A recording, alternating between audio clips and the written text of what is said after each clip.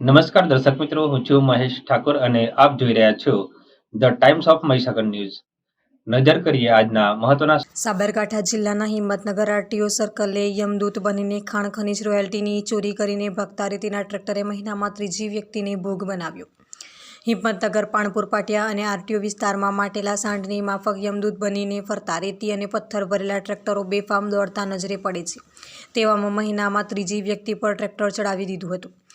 આ પહેલા એક આશાસ્પદ આવીશ જાવેદભાઈ મેમણને ટ્રેક્ટરવાળાએ ટક્કર મારતા મૃત્યુ થયું હતું.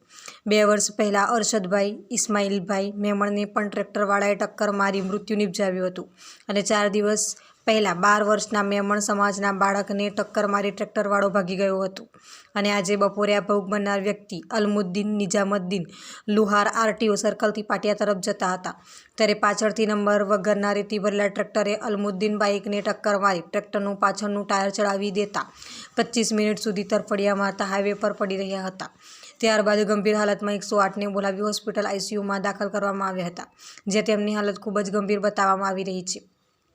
ખાણ ખનીજની ચોરી કરતા આ ટ્રેક્ટરો ઉપર આગળ પાછળ કોઈપણ જાતની નંબર પ્લેટ હોતી નથી અને આરટીઓ સર્કલ પર નેત્રમ કેમેરા લગાવેલ હોવા છતાં નંબર પ્લેટ ના હોવાથી અકસ્માત કર્યા બાદ ભાગી જવામાં સફળ રહે છે.